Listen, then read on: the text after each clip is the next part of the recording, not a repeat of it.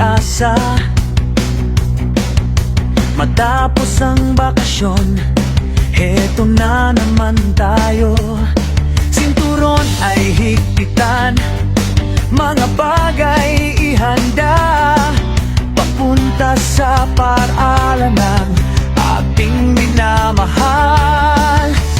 Kung meron mang mga unos, may bagyo, may pagsubok, lahat yon ay ating malalampasan. Tama? O, paano natin malalampasan yung mga pagsubok na dumarating sa buhay natin? Paano din malalampasan yung takot? O, sino ang nakaramdam ng takot na pumunta sa eskwelahan ngayong araw?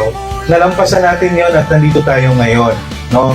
Kaya huwag tayong magpatalo sa takot dahil meron tayong, meron tayong Diyos. Sabi nga kanina sa verse na binasa or inyong pinakinggan at inyong na-recite. Ay handang-handa na kayong gabayan, mga estudyante excited na sa bagong kaalaman.